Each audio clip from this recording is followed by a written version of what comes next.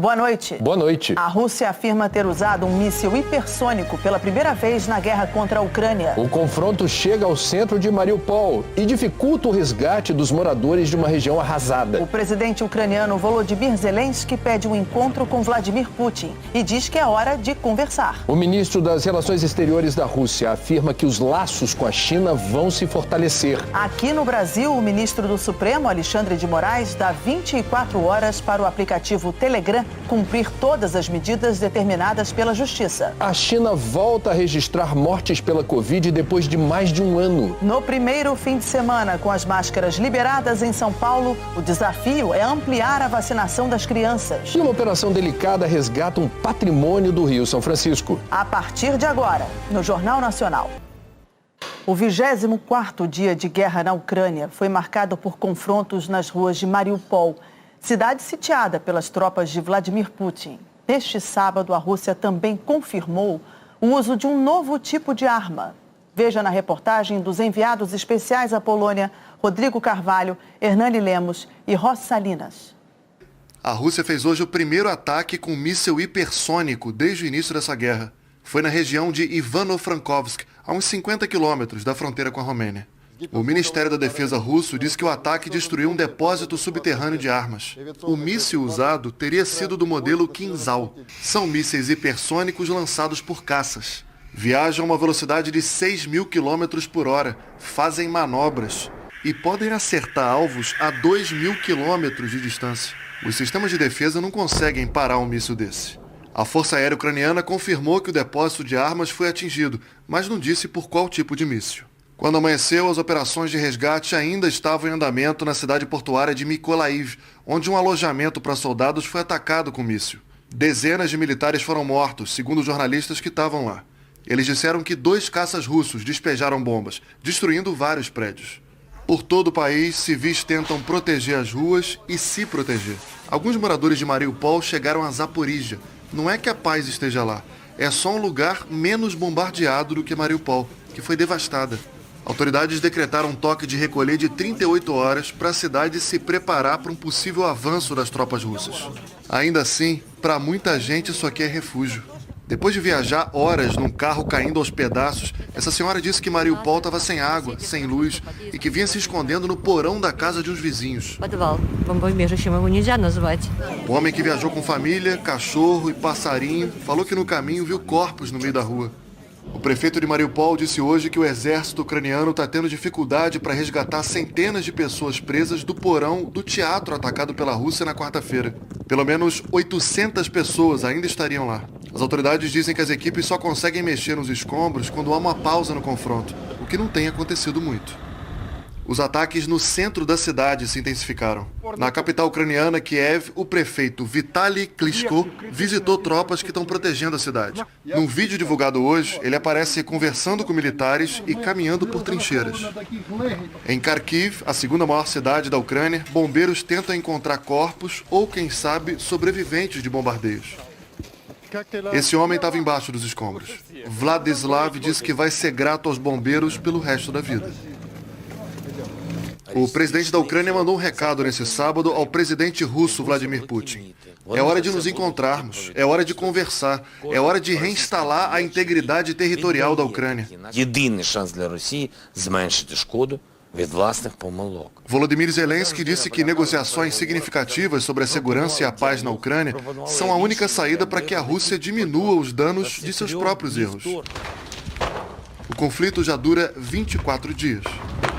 A ONU diz que essa guerra matou até agora pelo menos 847 civis, entre eles 64 crianças. Mas ressalta que o total deve ser bem maior. É porque não é possível apurar com exatidão o número de vítimas fatais em meio aos bombardeios. E tem também essas outras vítimas. A invasão russa continua expulsando da Ucrânia milhares de pessoas por dia. Nesse sábado, o número de crianças refugiadas por causa da guerra na Ucrânia chegou a 1,5 milhão. O Unicef, Fundo das Nações Unidas para a Infância, reforçou a importância de medidas que protejam essas crianças. Por exemplo, que nos novos países elas tenham acesso à educação gratuita. Milhares de refugiados fizeram hoje fila no Estádio Nacional de Varsóvia. Era para tentar tirar um documento que vai permitir a identificação rápida dessas pessoas em agências de emprego, departamentos de assistência social, de educação e no sistema público de saúde também. O governo da Polônia fala que os refugiados que têm filho vão ter direito a uma ajuda financeira equivalente a mais ou menos $120, uns R$600 por criança. Muitas famílias precisam voltar 2, 3 vezes para conseguir o documento. A Agência de Refugiados da ONU vem alertando que a Europa toda tem que se preparar para atender essas pessoas da melhor forma possível.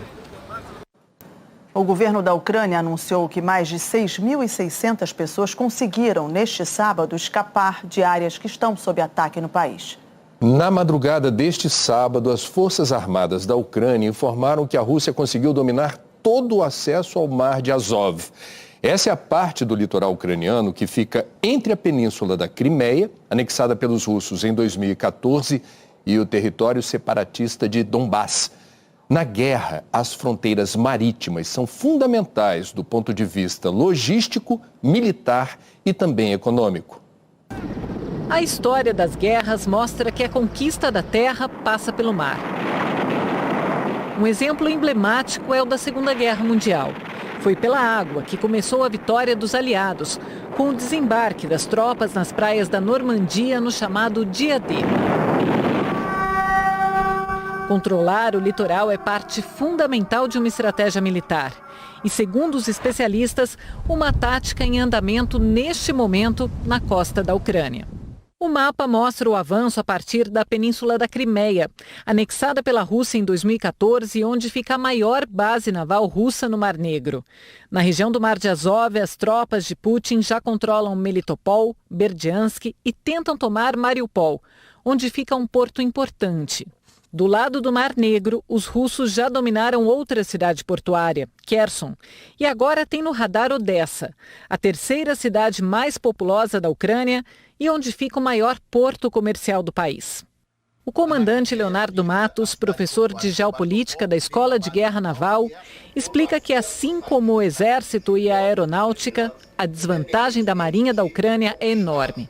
O fato da Ucrânia não possuir uma marinha de nível para poder sustentar esse ataque da Rússia faz com que, no momento, a Ucrânia não consiga se defender com a sua marinha, da marinha russa, que toma totalmente aquele litoral ali da Ucrânia. Se Odessa sucumbir aos russos, a Ucrânia praticamente perde o acesso ao mar. O contato com o Ocidente passa a ser só por terra, inclusive para receber qualquer tipo de ajuda e suprimentos. É pouco. Por isso, controlar as cidades do litoral significa ter nas mãos a logística de um país. O professor de Relações Internacionais da FGV, Daniel Rio Tinto, lembra que, apesar da extensa fronteira terrestre, Putin não abriu mão de atacar a Ucrânia pelo mar. É sempre útil controlar também a fronteira sul e principalmente poder negar o uso dessa fronteira sul e negar o acesso ao mar a outros grupos ou países que queiram se envolver na guerra. É uma maneira importante de dizer, não, aqui nesses portos ninguém pode desembarcar ajuda para os ucranianos. Então esse é um estratégico, acaba sendo um ponto estratégico importante. O chefe da diplomacia da Rússia declarou, nesse sábado, que as sanções do Ocidente para tentar pôr fim à guerra na Ucrânia acabam por aproximar a China dos russos. O ministro das Relações Exteriores da Rússia, Sergei Lavrov, afirmou hoje que as relações com a China vão se fortalecer diante das circunstâncias políticas atuais. No momento em que o Ocidente está descaradamente minando todas as bases em que o sistema internacional se baseia, é claro que nós, como duas grandes potências, precisamos pensar em como continuar nesse mundo, disse Lavrov. Xi Jinping tem defendido o fim rápido da guerra, mas critica as sanções aplicadas contra a Rússia. Para o presidente chinês, os bloqueios econômicos podem levar a uma crise global. Líderes europeus dizem ter informações confiáveis de que o governo chinês considera prestar assistência militar à Rússia. Se isso de fato acontecer, a União Europeia já avisou que vai impor barreiras comerciais contra a China. A Polônia formalizou uma proposta para que o bloco europeu proíba qualquer relação comercial com a Rússia. O primeiro-ministro do Reino Unido descartou normalizar as relações com o país, como foi feito em 2014, depois da anexação da Crimeia. Boris Johnson descreveu as ações do Kremlin na Ucrânia como um ataque bárbaro contra civis inocentes, coisa que não se via desde os anos 40. Várias cidades europeias tiveram mais um sábado de protestos contra a invasão da Ucrânia. Manifestantes em Lisboa, Madrid e Paris pediram o fim imediato dos ataques. Estas manifestações significam o apoio forte de Portugal à Ucrânia neste tempo dramático. O presidente ucraniano Volodymyr Zelensky gravou um vídeo para os milhares de participantes de um protesto em Berna, capital da Suíça. Ele fez um apelo ao governo para que acabe com os privilégios que os oligarcas russos têm no país e sugeriu que eles tenham as contas congeladas. A Suíça não é integrante da União Europeia, mas adotou as sanções do bloco contra pessoas e empresas russas. A estimativa é que a Rússia tenha 213 bilhões de dólares guardados em bancos suíços. Uma das principais exigências da Rússia para acabar com a guerra é que a Ucrânia nunca faça parte da OTAN. O correspondente Ismar Madeira explica por que esse é um ponto fundamental do conflito. A localização geográfica da Ucrânia é considerada estratégica pela Rússia, que está incomodada com a possibilidade de adesão do país à Aliança Militar do Ocidente, principalmente desde 2008. O avanço da OTAN no leste europeu é uma preocupação antiga dos russos. A aliança tem hoje 30 países membros. E quase metade está perto da Rússia, formando uma espécie de cinturão. A Ucrânia é vista pelo presidente Vladimir Putin como um escudo.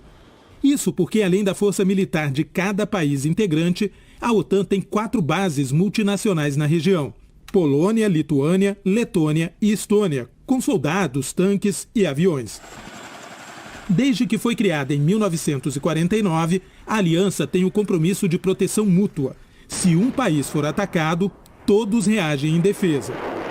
Mas o professor e ex-diretor do Instituto para Estudos sobre a Rússia da Universidade de Colômbia, Alexander Cooley, explicou que este não é o único motivo do interesse de Putin. Esta não é só uma briga por bloqueios de segurança. É uma luta pela orientação econômica da Ucrânia, entre se unir ao Ocidente ou se aproximar da Rússia e suas indústrias. Além disso, lembrou ele, a Ucrânia tem acesso ao Mar Negro e é uma importante área produtora de alimentos. Foi exatamente este o estopim que deu início ao conflito há quase uma década. A Ucrânia negociava um acordo econômico com a União Europeia, que previa, entre outras coisas, a criação de uma área de livre comércio. A ideia desagradou a Rússia e a tensão entre os dois países só piorou daí para frente. Em 2013, o então presidente ucraniano Viktor Yanukovych, que era aliado de Putin, renunciou ao acordo. Começou uma onda de protestos que resultou na destituição dele. Grupo se anexou à península da Crimeia, seu território, em 2014, depois de um referendo que foi contestado pela comunidade internacional. Agora, Vladimir Putin reconheceu a independência de 2 regiões controladas pelos separatistas, Donetsk e Luhansk. Uma das justificativas foram os laços históricos e culturais entre Rússia e Ucrânia.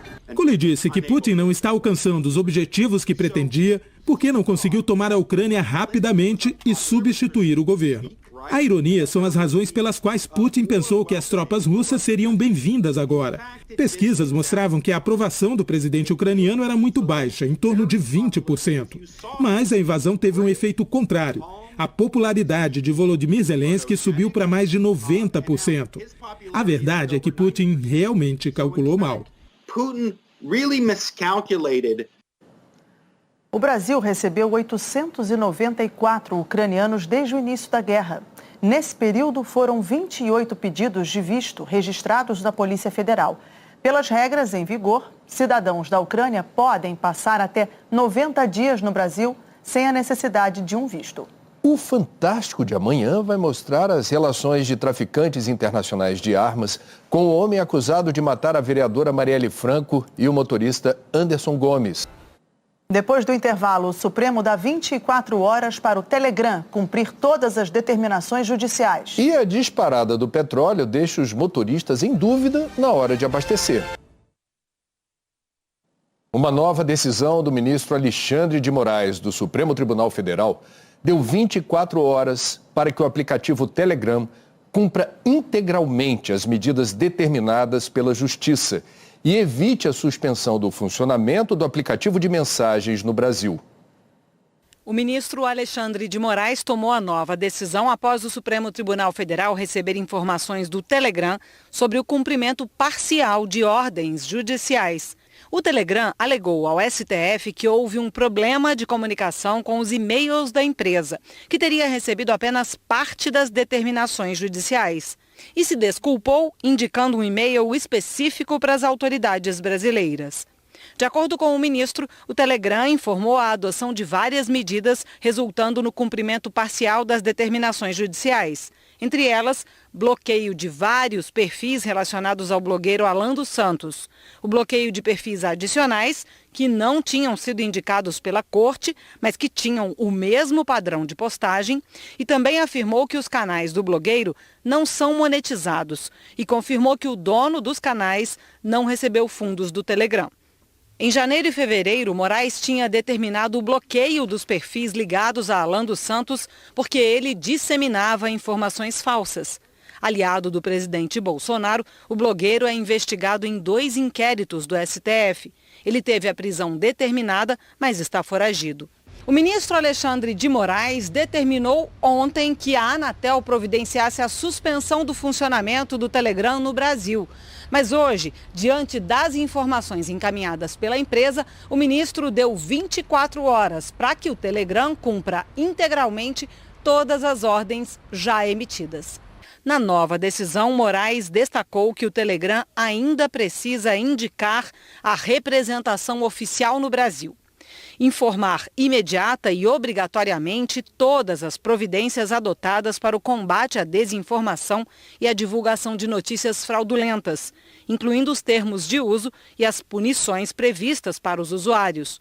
Além de imediata exclusão ou retirada de publicações divulgadas no link do canal oficial do presidente Jair Bolsonaro, que permitem baixar documentos de um inquérito sigiloso e não concluído pela PF sobre um ataque hacker ao sistema do Tribunal Superior Eleitoral. E determinou o bloqueio de um canal na internet acusado de divulgar fake news. 1 hora depois da decisão, o Telegram excluiu as publicações indicadas do canal oficial de Bolsonaro. No Acre, ontem à noite, o presidente Jair Bolsonaro disse que a decisão monocrática do ministro Alexandre de Moraes, que mandou bloquear o Telegram, é inadmissível. No início dessa madrugada, a Advocacia Geral da União pediu que o Supremo estabeleça que as sanções de suspensão a aplicativos previstas no Marco Civil da Internet não podem ser aplicadas quando eles descumprem ordens judiciais. A legislação que regulamenta a internet no país foi usada como base por Moraes para a decisão de bloquear o Telegram. A AGU argumentou que eventual conduta antijurídica que se imputa aos investigados não pode reverberar automática e indistintamente em punição ou banimento de todos os demais usuários do serviço que se pretende suspender, sob pena de claros prejuízos. Esse pedido da AGU, embora cite decisão sobre o Telegram, foi feito em outra ação que já tramita no Supremo e contesta bloqueios judiciais de aplicativos de mensagens. Na decisão que determinou o bloqueio do Telegram, Alexandre de Moraes citou informações divulgadas pela Polícia Federal de que o Telegram é notoriamente conhecido por sua postura de não cooperar com autoridades judiciais e policiais de diversos países, o que o torna um terreno livre para a proliferação de diversos conteúdos, inclusive com repercussão na área criminal. Um incêndio na garagem da Presidência da República, que fica atrás do Palácio do Planalto, chamou a atenção de quem passava hoje à tarde na esplanada dos Ministérios. A fumaça se espalhou rapidamente. Segundo os bombeiros, o local tinha muitos objetos inflamáveis e há indícios de que o fogo começou com um curto-circuito de uma lâmpada. Um procedimento administrativo será aberto para apurar as causas do incêndio. A Defesa Civil vai avaliar se há risco estrutural. De acordo com a Secretaria de Comunicação da Presidência, ninguém ficou ferido. O PSTU anunciou hoje a pré-candidatura de Vera Lúcia Pereira da Silva Salgado à presidência da República. O partido informou que vai registrar a candidatura dela no Tribunal Superior Eleitoral como Vera. A pré-candidata já foi representante do partido na disputa à presidência em 2018. Pernambucana, formada em Ciências Sociais, também concorreu à Prefeitura de São Paulo em 2020. Outros 5 partidos também já oficializaram as pré-candidaturas. O PDT com Ciro Gomes, o PSDB com João Dória, o Novo com Luiz Felipe Dávila, o MDB com Simone Tebet e o Unidade Popular com Leonardo Péricles. E mais 4 anunciaram os nomes, mas ainda não oficializaram as pré-candidaturas. O PL com Jair Bolsonaro, o União Brasil com Luiz Henrique Mandetta, o PT com Lula, o Podemos com Sérgio Moro. A guerra na Ucrânia tem pressionado ainda mais o preço do petróleo no mercado internacional. Economistas avaliam que essa alta não é pontual e as consequências fora do campo de batalha ainda devem se estender por muitos anos. A guerra na Ucrânia não é sobre a Ucrânia apenas. Nunca foi. Enquanto as tropas russas atravessavam a fronteira, o resto do mundo via o preço do barril de petróleo encostar nos $100. Era só o começo. A Europa e os Estados Unidos reagiram com sanções econômicas que dificultaram o comércio com a Rússia, grande exportadora de petróleo. E o preço explodiu, quase $130 na Bolsa de Londres. Mas nos dias seguintes parecia que oferta e demanda de óleo iam se equilibrar. De um lado, as negociações de paz alimentaram a expectativa pelo fim da guerra. Do outro, a China, grande consumidora de energia, decretou lockdown em centros econômicos importantes, depois de bater recorde de casos de Covid. O barril voltou a ser negociado abaixo dos $100. Durou pouco. Nos dias seguintes, o presidente da Rússia, Vladimir Putin, deixou claro que um acordo com a Ucrânia não está próximo. E o preço subiu de novo. Existe uma relação direta na medida em que a Rússia, sendo o segundo maior produtor de petróleo do mundo, se beneficia bastante, sim, do aumento do preço dentro do mercado internacional. Fica muito nítido dentro desse contexto que quanto maior for o preço do barril de petróleo, mais a Rússia está ganhando pelo produto. Os efeitos da guerra na Ucrânia vão além do preço do barril de petróleo. O conflito já começou a mexer nas relações internacionais. Os países europeus começaram a buscar alternativas às fontes de energia que vêm da Rússia e acabar com a atual dependência até 2030. Quanto mais tempo durarem as sanções, maior é o risco de a Rússia perder espaço nas transações internacionais de petróleo. Hoje, o ministro das Relações Exteriores da Rússia, Sergei Lavrov, fez um esforço para lembrar a importância do país no equilíbrio desse mercado. Lavrov disse que as atuais relações dos países da OPEC+, que reúne grandes produtores de petróleo, continuarão sendo necessárias, mesmo com novos participantes surgindo no comércio mundial de óleo. O que a gente enxerga nas últimas semanas no continente europeu é uma movimentação e uma transformação histórica de um plano de soberania energética da Europa, e que é muito significativo.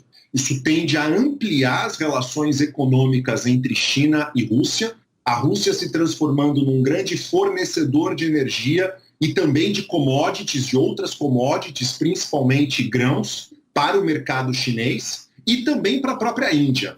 Mesmo antes da guerra acabar, de um exército se declarar vencedor, uma derrota já é dada como certa. Essa guerra na Ucrânia claramente já é o maior erro estratégico que o Putin cometeu em mais de 2 décadas de carreira. Ele vai terminar com uma Europa mais unida, com uma OTAN mais fortalecida e, portanto, ele vai sair menos seguro dessa guerra do que ele entrou. A gente precisa entender esta guerra do ponto de vista dos europeus, como o equivalente ao 11 de setembro para os americanos. Agora a mesma coisa no caso da Europa. Aqui no Brasil, com o preço da gasolina nas alturas, a venda de etanol subiu mais de 20% em fevereiro. Só que essa vantagem de preço do etanol não deve durar muito, já que o álcool também sofre pressão com o aumento do diesel. Do combustível mais puro ao popular, essa inflação não poupa ninguém. Fica cada vez mais difícil acompanhar o giro da bomba. O motorista está perto de desistir. É uma situação muito complicada, porque tem gente que depende, né, do aplicativo também, e o emprego não está tão fácil também, né? Ainda mais nesse cenário crítico que a gente está vivendo. Para ganhar fôlego, ele escolheu o etanol. É que no último mês, o biocombustível ganhou vantagem competitiva. Na média do país, passou a custar 67,9% do valor da gasolina. Uma queda superior a 1 ponto percentual de janeiro para cá e de quase 10 pontos percentuais em 6 meses, nas contas da União da Indústria de Cana-de-Açúcar. Afogado pelas altas recentes, o consumidor respondeu depressa. A venda do etanol hidratado nas usinas do Centro-Sul bateu 1,11 bilhão de litros em fevereiro, 26,2% a mais que em janeiro. O bonito desse mercado é o consumidor, né? Ele é que domina esse mercado. Sempre ele vai buscar o combustível mais barato. Em alguns momentos, o combustível mais barato para ele é o etanol, em outros momentos, o combustível mais barato é a gasolina. Essa discussão extrapola o mercado de gasolina e etanol, porque, segundo economistas, o custo do transporte tem impacto direto em todos os setores da economia. Os combustíveis no Brasil já estavam caros quando a guerra na Ucrânia elevou o preço do petróleo no mercado internacional. E a queda recente de movimento nos postos é um indicador claro de queda na atividade econômica. Porque a gente usa muito produto para transporte e para entrega de mercadorias. Então caiu aqui, cai tudo. E a vantagem do preço do etanol pode durar pouco, porque não escapa da pressão sobre o diesel, que move o transporte da cana-de-açúcar. É só pensar que parte importante da mercadoria que roda no Brasil, que é transportada por caminhões que usam óleo diesel. Então, dessa maneira, você consegue pensar que o custo do transporte das mercadorias do sul para o norte, por exemplo, vai ser afetado pelo aumento do custo do combustível. Ver o preço do petróleo aumentar, você vai ver inevitavelmente uma série de setores sendo afetados por isso. E aí o consumidor, no final das contas, é quem vai pagar a conta. O que dá para fazer por perto, eu vou a pé e evito usar o carro. Completar o tanque do carro, eu acho que já faz anos já que eu não chego a falar completa. Caro demais. Então, absurdo, não dá. A seguir, os números da pandemia no Brasil. E o projeto pioneiro que está transformando uma favela no interior de São Paulo.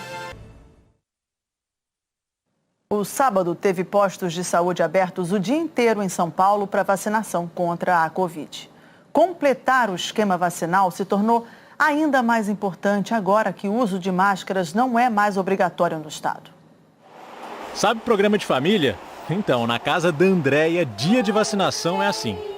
Eu tomei a 3ª dose, ele tomou a 1ª e a 1ª. Na escola ainda tem pais que não deram a vacina, então a gente fica meio preocupado, né?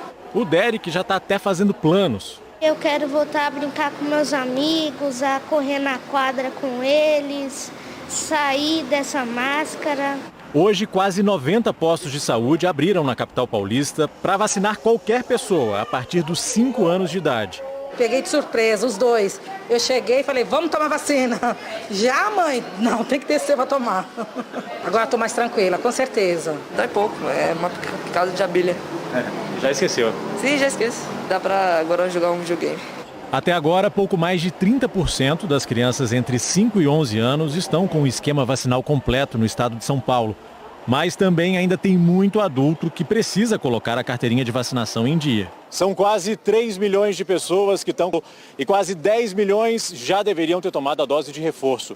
A vacinação derrubou o número de casos e mortes provocados pela Covid. Até por isso, o governo de São Paulo acabou com a obrigação do uso de máscaras no estado. Agora, sem essa proteção, as vacinas se tornam ainda mais importantes.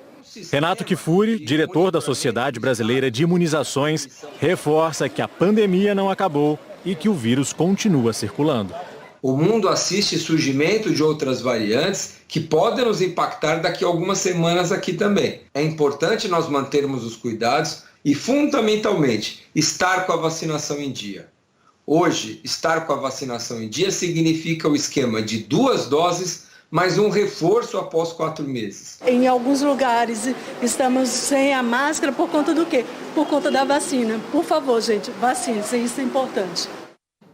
Vamos então aos números da pandemia reunidos pelo consórcio de veículos de imprensa. César Menezes, boa noite. Boa noite, André, Mariana, boa noite a todos em casa.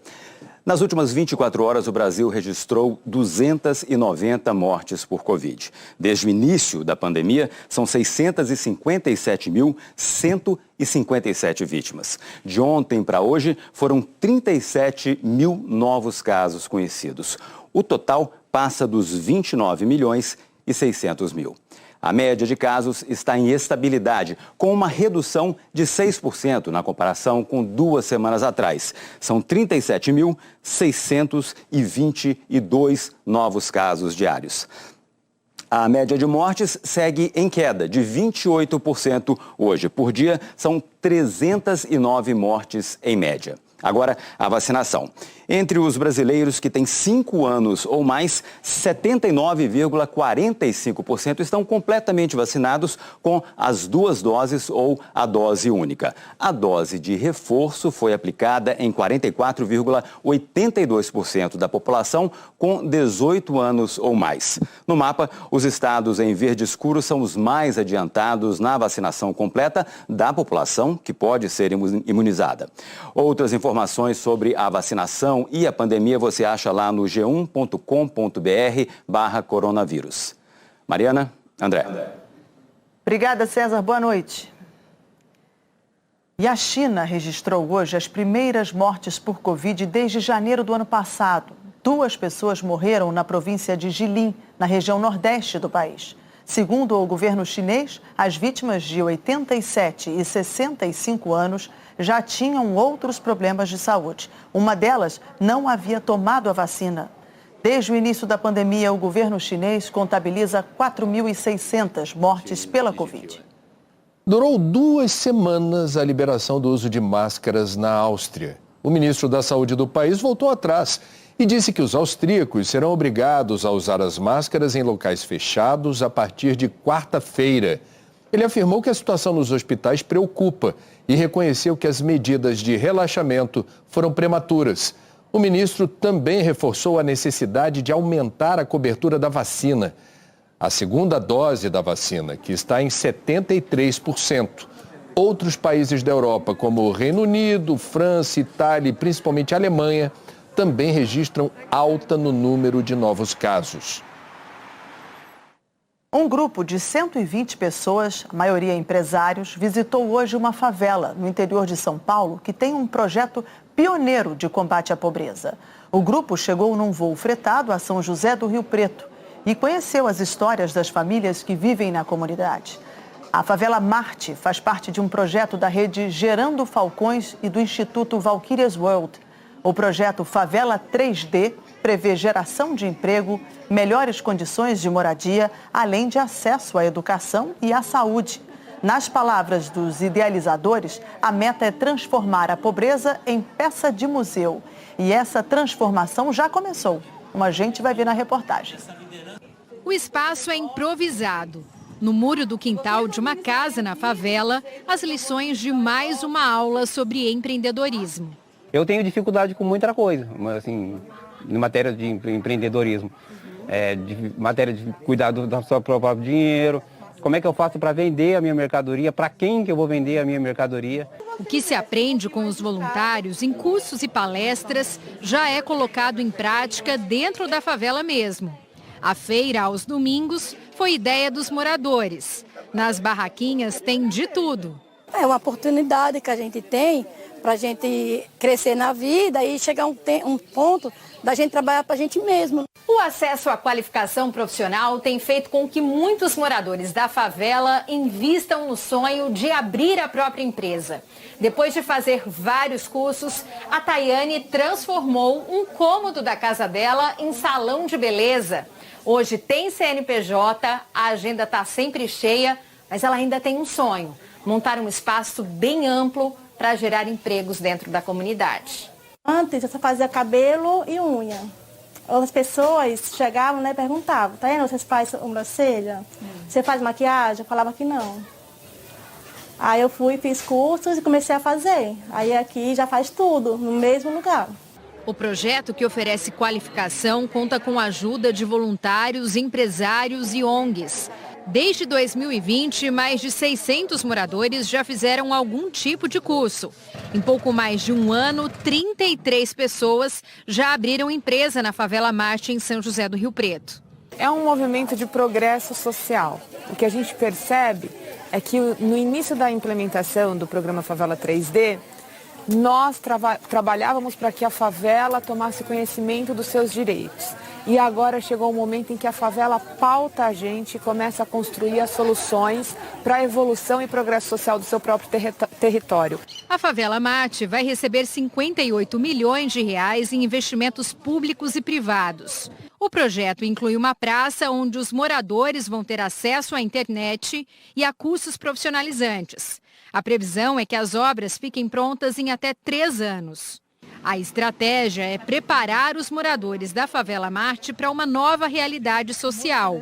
A comunidade, onde vivem 240 famílias, a maioria em situação de extrema pobreza, vai servir como modelo de um programa pioneiro no Brasil. A favela é a grande startup brasileira. É tanto que foi de lá que saiu a feijoada, o samba, o carnaval. A favela está sempre se reinventando e construindo tecnologias de sobrevivência, como transformar uma panela num chuveiro. Essa é coisa de empreendedor. E o empreendedorismo é a grande plataforma. O que a gente está criando nas favelas, estimulando o empreendedorismo, é uma forma de superar a pobreza e também a fome. Em Fortaleza, um projeto distribui hortaliças de graça para os idosos. Uma ajuda muito bem-vinda, no momento em que o preço dos alimentos está pesando no bolso. No cenário urbano da periferia de Fortaleza, um oásis verde de plantas orgânicas, espaço disputado pelos idosos da comunidade. Ai, eu me senti muito feliz de ver essa horta tão linda, a população toda, né?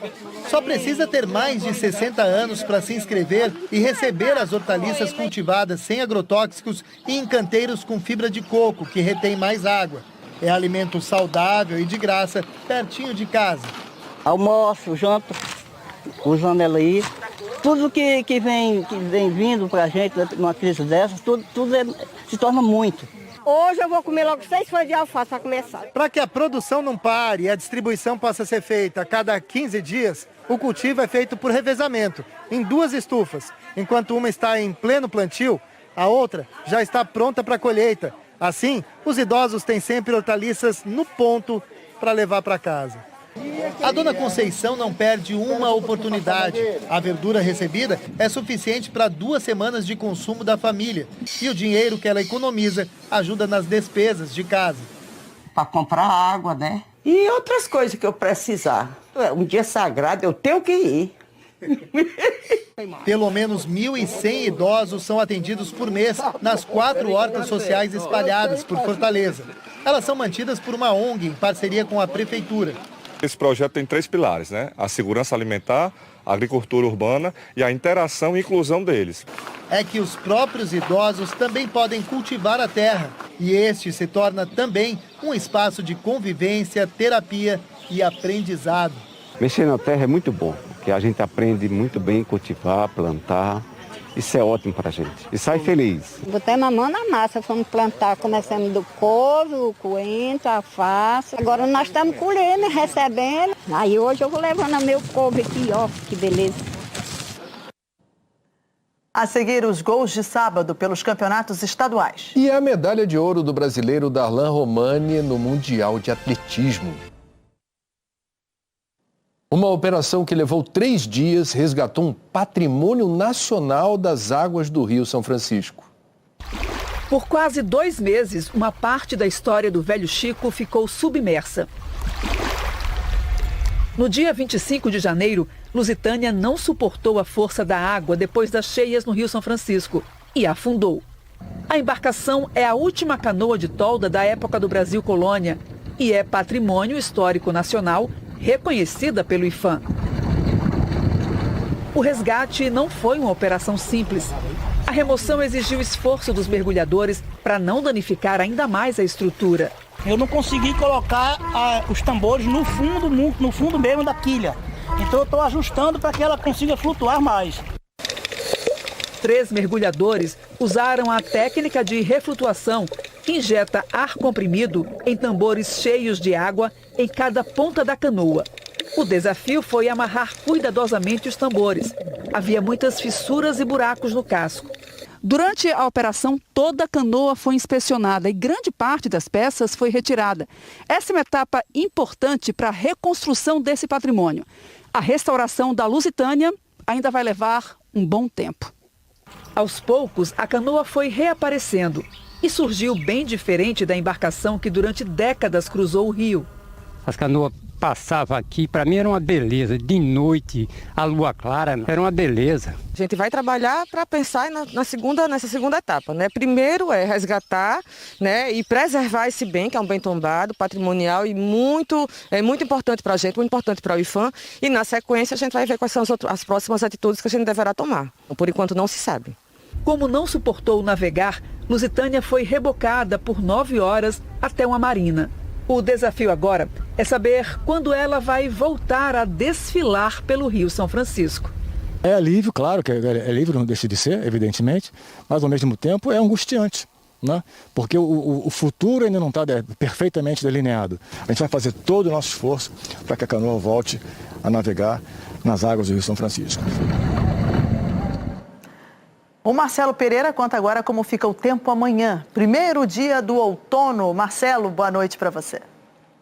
Boa noite para você, Mariana. Boa noite também para o André. Boa noite também para os nossos amigos e amigas de casa. Olha, o primeiro dia do outono será de chuva em boa parte do país. Amanhã, os alertas para o risco de temporais e chuva volumosa estão valendo para quem está aqui no litoral de São Paulo, região metropolitana e pegando também aqui o sul fluminense. Depois o oeste do Acre e também o oeste do Amazonas. Em laranja, risco para temporais pegando do norte, aqui é o Rio Grande do Norte, no Nordeste e aqui de Mato Grosso do Sul, chegando até a cidade do Rio de Janeiro. No Nordeste, Sul e Sudeste, a chuvarada está sendo provocada principalmente por 2 sistemas. No Nordeste é a Zecite, é a zona de convergência intertropical. Sul e Sudeste é a passagem dessa frente fria que deve chegar no Rio de Janeiro amanhã. Na rota dessa chuvarada, atenção para você que está em Santos, no litoral de São Paulo, com 130 milímetros, Paraty no Rio com 80, São Luís, Rio Branco e Cuiabá, variando entre 40 e 20 milímetros de chuva. Já as capitais mais afetadas por esses fortes temporais serão São Paulo, entre amanhã e segunda com 65 milímetros e o Rio de Janeiro, que acumula de domingo até na terça-feira 120 milímetros. É muita chuva e as temperaturas, claro, vão diminuir aí na cidade do Rio. Mesmo com a chuva, as temperaturas ficam elevadas na maior parte do Brasil nesse domingo. Destaque para você que está em Vitória com 35 graus, Palmas no Tocantins com 32, a mesma máxima para quem está no Recife, Curitiba é o que está fora da curva com 19 graus.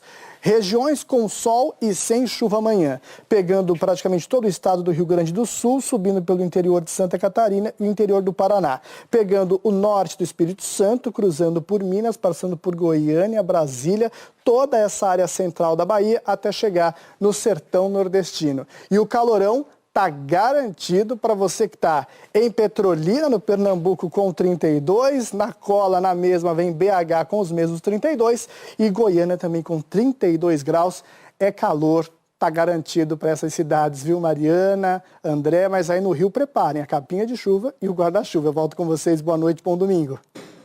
Obrigado, Marcelo. Boa noite. A história de resistência dos povos indígenas brasileiros foi capturada pela lente do repórter fotográfico Ricardo Stuckert. As imagens estão reunidas num livro lançado nesta semana. Yanomami Apenhagós tinha 22 anos de idade em 1997, quando Ricardo Stuckert fez essa foto. Anos depois, um novo registro. 17 anos depois, e se você for ver as expressões da vida, o que ela passou, está tudo registrado, Zileide. É uma coisa assim que você vê aqui uma jovem. Aqui, Uma jovem senhora. Aqui já uma jovem experiente, digamos assim. Começava assim um projeto diferente do dia a dia do Ricardo. Repórter fotográfico de política há mais de 30 anos, ele decidiu contar, dar voz aos indígenas. E assim nasceu o livro Povos Originários, Guerreiros do Tempo. Foram 7 anos na estrada, nos rios, mostrando 10 etnias, 10 povos, do Acre, Mato Grosso, Bahia, Alagoas, Amazonas. Registros de uma rotina, de rituais, de um pajé, dos povos isolados. Cada etnia teve ainda sua história contada por indígenas e antropólogos, como José Pimenta, que viveu um tempo com o povo Axaninca. A importância do livro é de dar visibilidade para esses povos indígenas e mostrar a história desses povos, de suas lutas, resistências, né, e também da grande capacidade de resiliência, né, desses povos indígenas. O livro mostra um pouco de como vive hoje quem descende dos primeiros habitantes do Brasil, a resistência deles. Quando os portugueses desembarcaram no Brasil, em 1500, havia, segundo a FUNAI, 3 milhões de indígenas. Já segundo os dados mais recentes do ISA, organização que atua com povos indígenas, são em torno de 750 mil. São eles que protegem a floresta. A água que a gente bebe, são eles que preservam. As melhores terras são deles porque eles preservam. Então, se nós não entendermos isso, que se nós não dermos voz a eles, o que será desse planeta? Voz que foi dada para a Penha. 2 fotos que mostram o orgulho de ser uma Yanomami. Ajudou muito. Preconceito, não ligo. Não vou mentir que eu sou Yanomami. Tu não é Yanomami, eu sou assim. Eu tenho a minha etnia. Eu nunca menti a minha etnia. Tenho meu orgulho. O Grêmio venceu o Internacional na primeira partida da semifinal do Campeonato Gaúcho. Então, é hora dos gols de sábado pelos campeonatos estaduais. No contra-ataque, Nicolas lançou Elias, que avançou em velocidade e fez o primeiro do jogo. Grêmio 1-0. Bitelo aproveitou a saída errada do Inter e chutou de longe. O goleiro Daniel não conseguiu defender. Diego Souza, de pênalti, fez o terceiro. Na comemoração do gol, o jogador Lucas Silva, do Grêmio, foi atingido por um objeto arremessado da arquibancada, pois foi substituído. Grêmio 3-0 e vantagem para o jogo de volta na quarta-feira, hein? O Santos entrou em campo contra o Água Santa com risco de ser rebaixado para a segunda divisão do Campeonato Paulista. A situação ficou ainda pior quando Dadá Belmonte colocou o Água Santa na frente. Só que o Zanocelo, no rebote, empatou. O Ricardo Goulart virou a partida de peixinho. E o Kaique fez o terceiro do Santos. Rodrigo San diminuiu no fim, mas não foi suficiente. Santos venceu por 3-2 e se manteve na primeira divisão, mas não se classificou à fase final do Paulistão. O São Paulo já estava classificado para a próxima fase e recebeu o Botafogo de Ribeirão Preto. Depois do cruzamento do Rigoni, ninguém encostou na bola e ela foi direto para o gol. Jean empatou para o Botafogo. E Luciano deu a vitória para o São Paulo, 2-1. O Atlético terminou a primeira fase do Campeonato Mineiro na frente. Hoje, o Galo venceu a Caldense com gols de Eduardo Sacha, Vargas de fora da área e Hulk, é claro. Atlético 3, Caldense 0. O Cruzeiro também já estava classificado para a próxima fase e enfrentou o Patrocinense, que venceu. Jonathan Zobina e Samuel fizeram 2-0 para o Patrocinense. E Adriano diminuiu 2-1. O América Mineiro venceu o Tombense por 1-0, gol do Gustavo. O Atlético Goianiense superou Vila Nova na primeira partida da semifinal do Campeonato Goiano. 3-2 e vantagem para o jogo da volta. O Cuiabá está na final do Campeonato Mato Grossense. 3-0 em cima do Dom Bosco. Mesmo placar da vitória do Curitiba sobre o Cianorte no Campeonato Paranaense. Coxa na semi. E o Brusque se classificou para as semifinais do Campeonato Catarinense ao empatar em 0-0 com o Avaí. Amanhã o Esporte Espetacular fala dos campeonatos estaduais e traz muitas outras atrações. O brasileiro Darlan Romani conquistou a medalha de ouro do arremesso de peso no Mundial de Atletismo em pista coberta. Darlan atingiu a marca de 22 metros e 53 centímetros.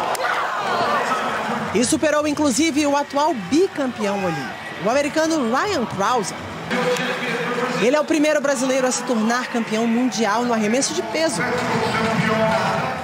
No salto em altura, o ouro ficou com a ucraniana Yaroslava Marhutka, que bateu a marca de 2 metros e 2 centímetros. Yaroslava é uma das 6 atletas ucranianas presentes no Mundial, que está sendo disputado em Belgrado, na Sérvia. Ela disse que a equipe da Ucrânia deixou o país em uma viagem de carro que durou 3 dias, ao som de sirenes e de explosões. Parabéns, Yaroslava, e parabéns, Darlan. O Jornal Nacional termina aqui. Boa noite para você.